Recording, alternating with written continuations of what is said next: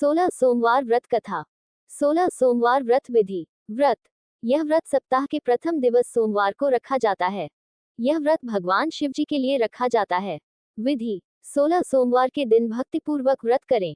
आधा सेर गेहूं का आटा के 3 अंगा बनाकर घी, गुड़, दीप, नैवेद्य, पुंगीफल, बेलपत्र, जनेऊ का जोड़ा, चंदन, अक्षत, पुष्प आदि से प्रदोष काल में भगवान शिव का पूजन करें। 1 अंगा भगवान शिव को अर्पण करें। 2 अंगाओं को प्रसाद स्वरूप बांटें और स्वयं भी ग्रहण करें। 17वें सोमवार के दिन पाव भर गेहूं के आटे की बाटी बनाकर घी और गुड़ बनाकर चूरमा बनाएं, भोग लगाकर उपस्थित लोगों में प्रसाद बांटें। 16 सोमवार व्रत कथा। पहला अध्याय। पृथ्वी पर भ्रमण की इच्छा से भगवान शिव और पार्वती जी अमरावती नगर में पहुंचे। वन उपवन और सुंदर भवनों को देखकर भगवान शिव को अमरावती नगर बहुत अच्छा लगा। उन्होंने कुछ दिन उसी नगर में रहने के लिए कहा। पार्वती को भी अमरावती नगर बहुत अच्छा लगा था। उस नगर के राजा ने भगवान शिव का एक विशाल मंदिर बनवा रखा था। शिव और पार्वती उस मंदिर में रहने लगे। एक दिन पार्वती ने भगवान शिव से कहा, हे प्राणनाथ, आज मेरी चौसक खेलने की इच्छा हो रही है। पार्वती की इच्छा जानकर शिव पार्वती के साथ चौसक खेलने बैठ गए। खेल प्रारंभ होते ही उस मंदिर का पुजारी वहां आ गया। पार्वती ने पुजारी से पूछा, पुजारी जी, चौसक के खेल में हम दोनों में से किसकी विजय होगी? उस समय शिव और पार्वती परिवर्तित रूप में थे। पुजारी ने एक पल कुछ सोचा और झट से बोला, चौसक के खेल में त्रिलोकीनाथ की विजय होगी। उद्धरण। ये कहकर पुजारी पूजा पाठ में लग गया। कुछ देर बाद चौसक में शिवजी की पराजय हुई और पार्वती जी जीत गईं। पार्वती जी ने ब्राह्मण पुजारी के मिथ्या वचन से रुष्ट होकर उसे कोढ़ी हो जाने का शाप दे दिया। शिव और पार्वती उस मंदिर से कैलाश पर्वत लौट गए। पार्वती के शाप से कुछ ही देर में ब्राह्मण पुजारी का सारा शरीर कोढ़ से भर गया। नगर के स्त्री पुरुष उस पुजारी की परछाई से भी दूर दूर रहने लगे। कुछ लोगों ने राजा से पुजारी के कोढ़ी हो जाने की शिकायत की तो राजा ने किसी पाप के कारण पुजारी के कोढ़ी हो जाने का विचार कर उसे मंदिर से निकलवा दिया। उसकी जगह दूसरे ब्राह्मण को पुजारी बना दिया। कोढ़ी पुजारी मंदिर के बाहर बैठकर भिक्षा मांगने लगा। कई दिन बाद स्वर्गलोक की कुछ अप्सराएं उस मंदिर में भगवान शिव की पूजा करने आई। कोढ़ी पुजारी पर उनको बहुत दया आई। उन्होंने पुजारी से उस भयंकर कोढ़ के बारे में पूछा। पुजारी ने उन्हें भगवान शिव और पार्वती जी के चौसक खेलने और पार्वती जी के शाप देने की सारी कहानी सुनाई। शाप की कहानी सुनकर अप्सराओं ने पुजारी से कहा कि तुम 16 सोमवार का विधिवत व्रत करो। तुम्हारे सभी कष्ट, रोग विकार शीघ्र नष्ट हो जाएंगे।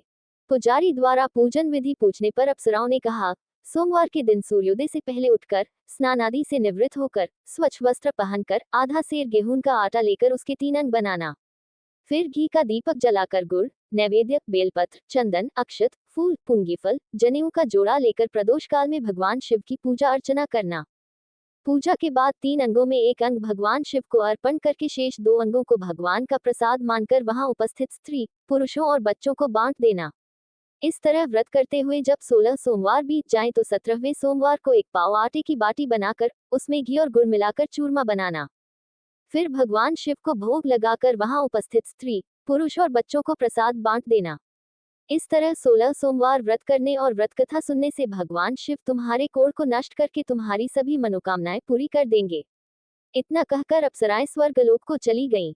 पुजारी ने अप्सराओं के कथनानुसार विधिवत 16 सोमवार का व्रत किया। फलस्वरूप भगवान शिव की अनुकंपा से उसका कोढ़ नष्ट हो गया।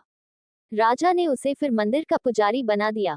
मंदिर में भगवान शिव की पूजा करता हुआ ब्राह्मण पुजारी आनंद से जीवन व्यतीत करने लगा। कुछ दिनों बाद पुनः पृथ्वी का भ्रमण करते हुए भगवान शिव और पार्वती उस मंदिर में पधारे।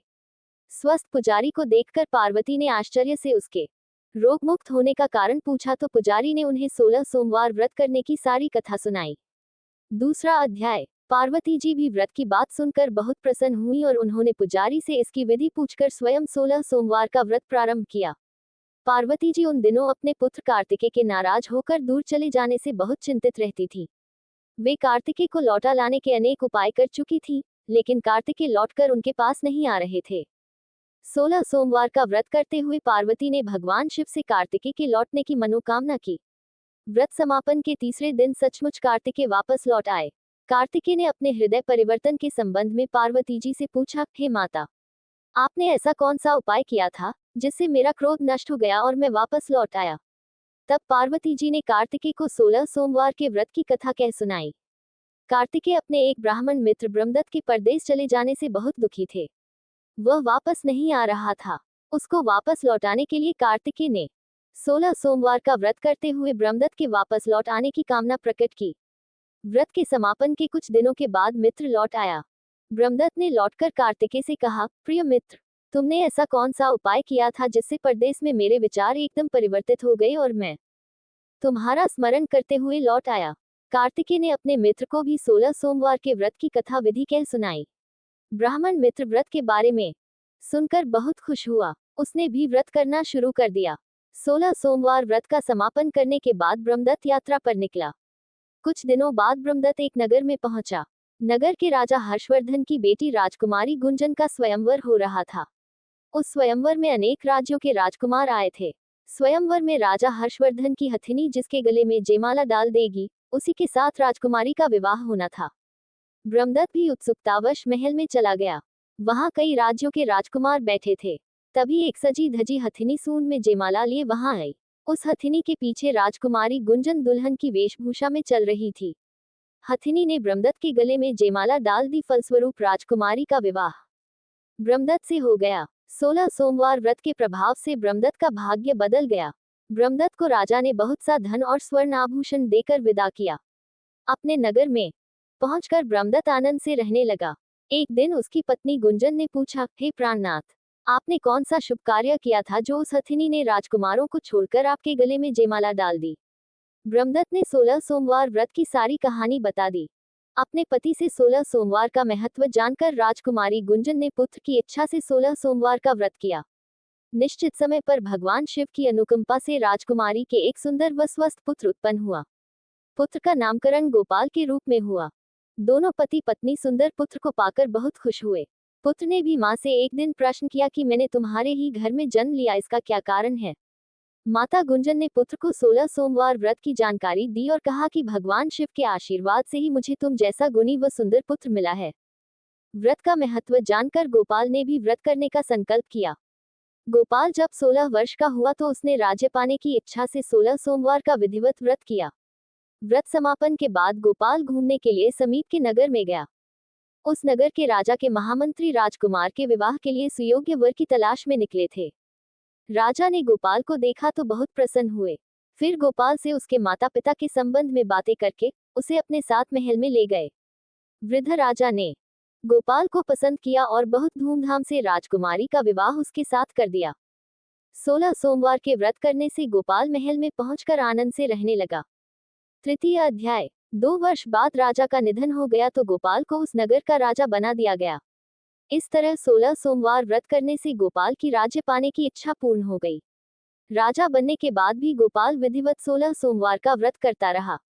व्रत के समापन पर 17वें सोमवार को गोपाल ने अपनी पत्नी मंगला से कहा कि व्रत की सारी सामग्री लेकर वह समीप के शिव मंदिर में पहुंचे। मंगला ने पति की बात की परवाह न करते हुए सेवकों द्वारा पूजा की सामग्री मंदिर में भेज दी। मंगला स्वयं मंदिर नहीं गई। जब गोपाल ने भगवान शिव की पूजा पूरी की तो आकाशवाणी हुई, हे राजन, तेरी रानी मंगला ने 16 सोमवार व्रत का अनादर किया है, सो रानी को महल से निकाल दे, नहीं तो तेरा सब वैभव नष्ट हो जाएगा, तू निर्धन हो जाएगा। आकाशवाणी सुनकर गोपाल बुरी तरह चौंक पड़ा। उसने तुरंत महल में पहुंचकर अपने सैनिकों को आदेश दिया कि रानी मंगला को बंदी बनाकर ले जाओ और इसे दूर किसी नगर में छोड़ आओ। सैनिकों ने राजा की आज्ञा का पालन तत्काल कर दिया। मंत्रियों ने राजा से प्रार्थना की कि वे रानी को अन्यत्र न भेजें। तब राजा गोपाल ने आकाशवाणी वाली बात बताई तो वे भी भगवान शिव के प्रकोप के भय से शांत होकर रह गए। रानी मंगला भूखी प्यासी उस नगर में भटकने लगी। मंगला को उस नगर में एक बुढ़िया मिली। वह बुढ़िया सूत काटकर बाजार में बेचने जा रही थी, लेकिन उस बुढ़िया से सूत उठ नहीं रहा था। बुढ़िया ने मंगला से कहा, बेटी, यदि तुम मेरा सूत उठाकर बाजार तक पहुंचा दो और सूत बेचने में मेरी मदद करो तो मैं तुम्हें धन दूंगी। मंगला ने बुढ़िया की बात मान ली, लेकिन जैसे ही मंगला ने सूत की गठरी को हाथ लगाया, तभी जोर की आंधी चली और गठरी खुल जाने से सारा सूत आंधी में उड़ गया।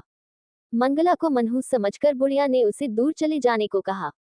मंगला चलते चलते नगर में एक तेली के घर पहुंची। उस तेली ने तरस खाकर मंगला को घर में रहने के लिए कह दिया, लेकिन तभी भगवान शिव के प्रकोप से तेली के तेल से भरे मटके एक एक करके फूटने लगे। तेली ने मंगला को मनहूस जानकर तुरंत घर से निकाल दिया। भूखी प्यासी रानी वहां से आगे की ओर चल पड़ी। रानी ने एक नदी पर जल पीकर अपनी प्यास शांत करनी चाहिए तो नदी का जल उसके स्पर्श से सूख गया।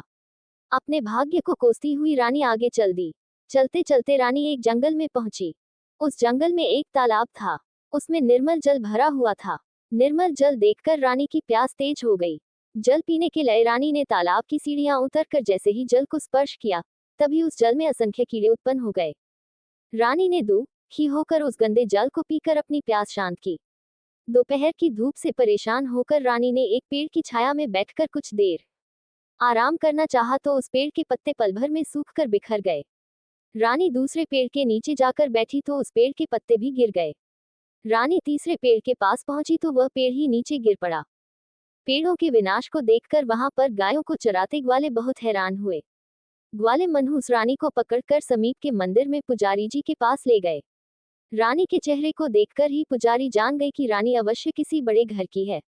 भाग्य के कारण दर दर भटक रही है।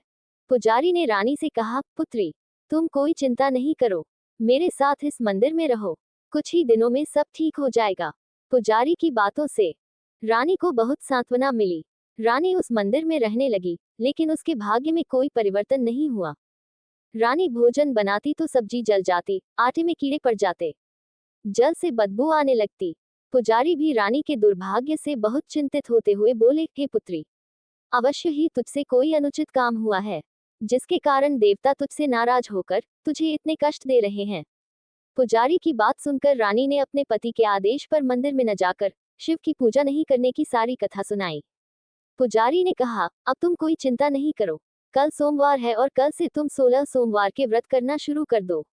भगवान शिव अवश्य तुम्हारे दोषों को क्षमा करके तुम्हारे भाग्य को बदल देंगे। पुजारी की बात मानकर रानी ने 16 सोमवार के व्रत प्रारंभ कर दिए। सोमवार को व्रत करके विधिवत शिव की पूजा अर्चना करके रानी व्रत कथा सुनने लगी।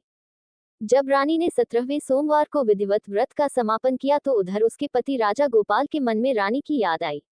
गोपाल ने तुरंत अपने सैनिकों को रानी मंगला को ढूंढ कर लाने के लिए भेजा। रानी को ढूंढते हुए सैनिक मंदिर में पहुंचे और रानी से लौटकर चलने के लिए कहा। पुजारी ने सैनिकों से मना कर दिया और सैनिक निराश होकर लौट गए। उन्होंने लौटकर राजा को सारी बातें बताईं। राजा गोपाल स्वयं उस मंदिर में पुजारी के पास पहुंचे और रानी को महल से निकाल देने के कारण पुजारी जी से क्षमा मांगी।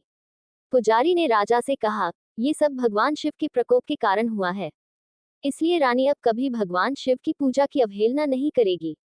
पुजारी जी ने समझाकर रानी मंगला को विदा किया। राजा गोपाल के साथ रानी मंगला महल में पहुंची।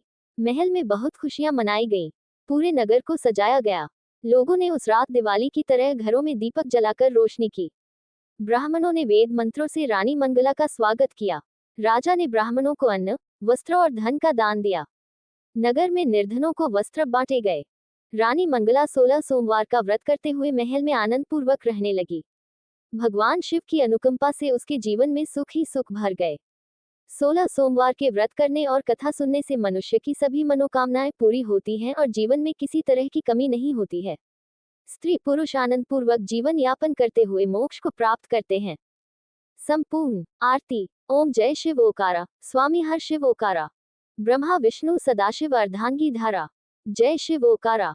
एकानन चतुरानन पंचानन राजे, स्वामी पंचानन राजे, हंसासन गरुड़ासन वृष वाहन साजे, जय शिव ओकारा। 2 भुज चारु चतुर्भुज 10 भुज से सोहे, स्वामी 10 भुज से सोहे, तीनों रूप निरखते त्रिभुवन जन मोहे, जय शिव ओकारा। अक्षमाला वनमाला मुंडमाला धारी, स्वामी मुंडमाला धारी, चंदन मृग मत सोहे भाले शशि धारी, जय शिव ओकारा। श्वेतांबर पीतांबर बाघांबर अंगे, स्वामी बाघांबर अंगे, संकादिक ब्रह्मादिक भूतादिक संगे, जय शिव ओकारा। कर्म श्रेष्ठ कमंडलु चक्र त्रिशूल धरता, स्वामी चक्र त्रिशूल धरता, जगकर्ता जगहर्ता जग पालन करता, जय शिव ओकारा। ब्रह्मा विष्णु सदाशिव जानत अविवेका, स्वामी जानत अविवेका, प्रणवाक्षर में शोभित ये तीनों एका, जय शिव ओकारा। निर्गुण शिव की आरती जो कोई नर गावे, स्वामी जो कोई नर गावे, कहत शिवानंद स्वामी मन वांछित फल पावे, जय शिव ओकारा।